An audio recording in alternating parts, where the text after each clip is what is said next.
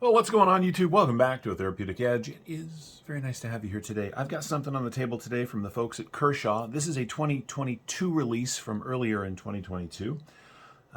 This came to us by way of Big Red EDC. Gave the opportunity for us to look at it. We really appreciate that. In fact, I've had this probably way too long. JB, I'll be sending it back to you just as quickly as I can. I want to start by saying I like this knife. I like Kershaw's designs. Now, JB, Big Red, wasn't a huge fan of the sort of modernistic design of it, but I am. I think it's interesting. Now, these are about 40 bucks, a little more. Something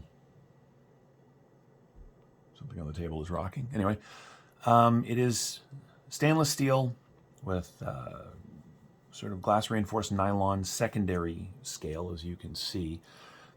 It is 8CR13 MOV. That's kind of a bummer, but we'll talk about that in a minute.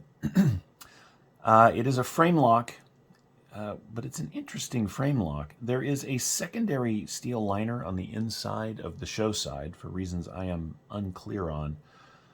And on the lock side, there is...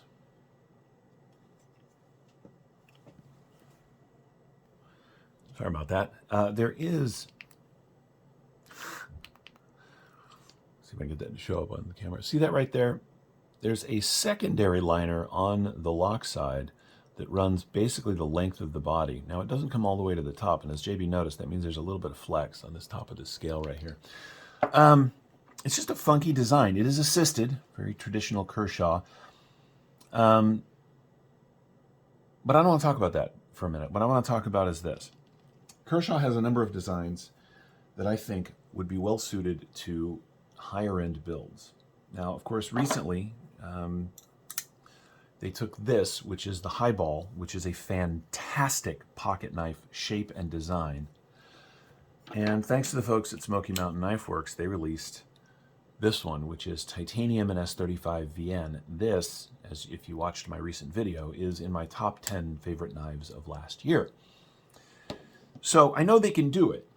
Another one that I think deserves sort of high-end treatment is the NORAD. My fear is that this is D2 and steel and got these terrible sort of faux carbon fiber sticky inserts, but the knife itself is really nice. I guess my fear is that if they turn this into a high-end model, it would compete directly with the folks at ZT, and at this point, given the way ZT is dropping new knives, that's not a bad thing. Maybe Kershaw could take over that part of the market. This, the Lithium, I feel much the same way about. Well, first, let's look at the blade. Now, it is 8CR13 MOV, which is by no means high-end steel, but it is hollow ground. It's got a lovely tip to it. It's reasonably thin. It's thin stock, right? So it comes to a very, very nice edge. It is very comfortable in the hand back here. The blade cuts very, very well, and it's pretty. That does matter, right? I mean, I think it's good looking. This design, well, let's say they left it steel in GFN or GRN or whatever it is, and bumped this up to 154 CM or CPM 154, whatever they put on their autos. This would be a hell of a pocket knife. I mean, it's already a nice knife. They could get rid of the assist. I don't know if the balance point on the blade is good enough to do it without the assist, but they could do that. I think this would make an excellent updated and upscaled version. And I don't say that about every Kershaw that crosses my table. A lot of their knives are budget-friendly knives that are good for what they are and should just stay budget-friendly. But the Highball has shown me that when they want to make something really nice, they can do it. And I think the Lithium here would really do well with this same treatment. I mean, they're very similar in size, right? But radically different in design. Both are very comfortable. Anyway, that's just my hope. I love the hollow grind on this blade. I love the way it sets into the palm and into the hand. It feels very comfortable. This flat right here means, you gotta watch that edge, but flat means you can come forward if you're doing, like if you were feather sticking or something, which you may or may not do.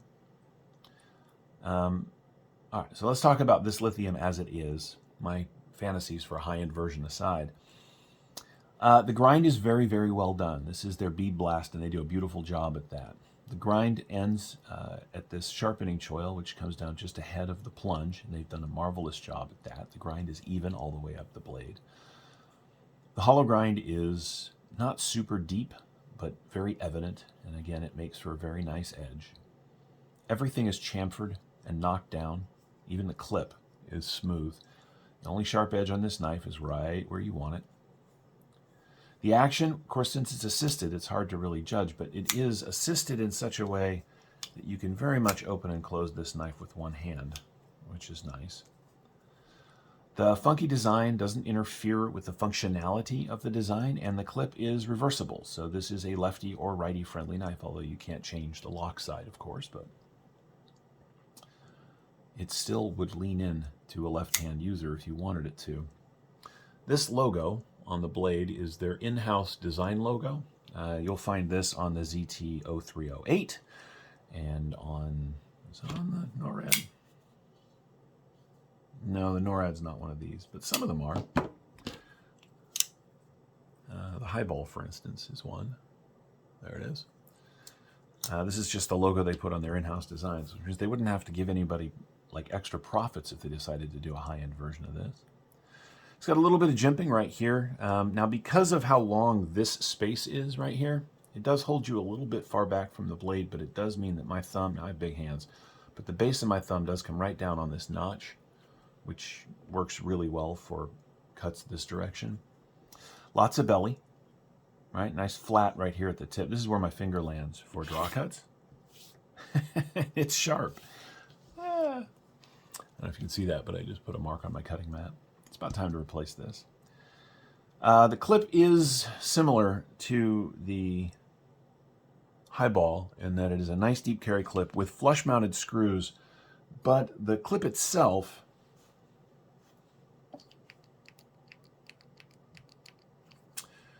is raised a little bit on the knife. Let's see if I can get that to show up on, it's going to blur. Yeah, anyway. It's not sunk into the scale, so there's a little bit of a hiccup right there when putting it in the pocket, but not much. And the clip is, it's actually relatively soft, much like the Highball clip, but it's got plenty of retention. I like this thing. I do, and for 40 bucks, it's really hard to go wrong. Now, I know in our world of, you know, super fancy, expensive, high-end knives, something like this isn't going to get a ton of attention or traction, but it should, maybe. It should because it's interesting, right? I mean, it's certainly that. I think it looks cool. It cuts very well. It carries very well. It's not ridiculously heavy for a steel frame lock. They put a lot of thought and consideration into the edge on the blade. They did a good job at that. The fit and finish is just, well, it's more than acceptable. It's good. I think this is a great little knife. I really do. All right, let's do some size comparisons just to see where it shakes out. No, let's do the basic specs because I forgot what I was doing.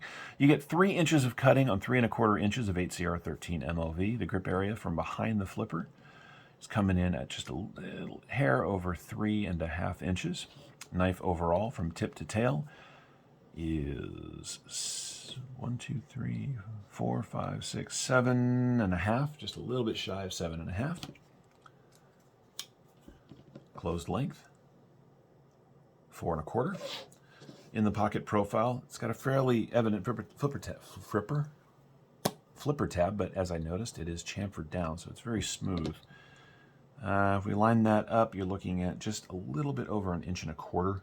So you got room in your pocket for something else, a pen or lighter or whatever else is you carry. This is not going to interfere with that too much. Now let's do some size comparisons. Let's go ahead and line that up right there on that edge. Now, since I already had it out, here it is against the Highball.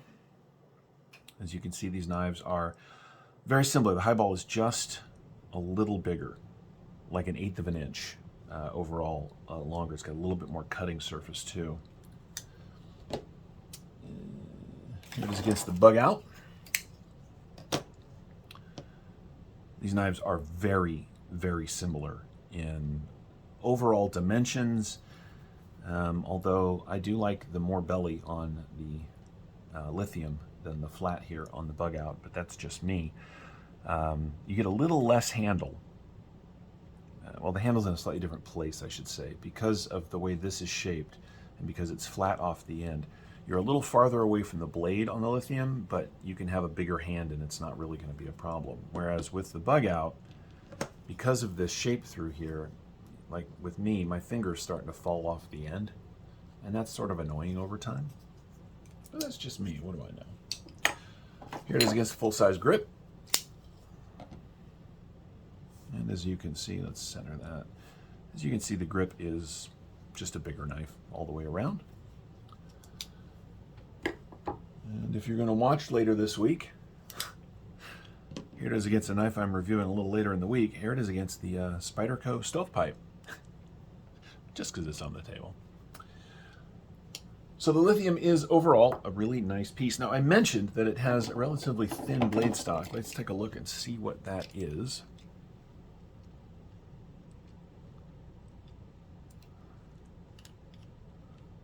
Yeah, 2.9 millimeters. Can you see that? There you go, 2.9 millimeters. Since it starts thin, it's got some flats, but they're relatively high up on the blade, so it's got a nice long drop down to a really slicey edge. And finally, let's weigh it.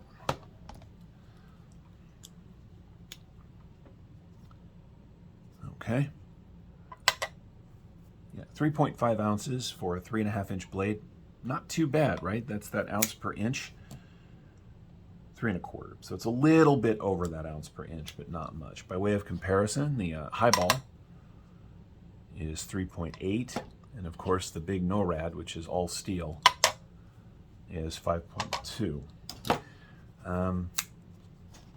don't know, I think Kershaw's got a winner here. It's kind of a shame. The knife world moves so damn fast at this point that it can be really hard for kind of low-key stuff, low-key knives like this to not just disappear into this, you know, this sort of sea of knives. But I really like this thing. I like it enough that, you know, when people ask me, hey, what's a knife? I got about 40 bucks to spend. This is in the mix. You know, this and the original highball, which is a little more money, are in the mix because it's just a great carry and a great cutter. Now, is it the best knife ever made? Well, no, of course not. But for 40 bucks, you're hard-pressed to go wrong. Let's put it that way. And that's where we're going to wrap it up. This is the Kershaw Lithium, which is a cool name, I guess, if you're into lithium. It's a nice steel frame lock, GFRN secondary sort of liner, secondary scales thing going on. 8CR13 MOV hollow ground blade. It's a nice cutter and a good carry. And I hope you've enjoyed this look at it. Thank you so much for watching. We'll see you next time.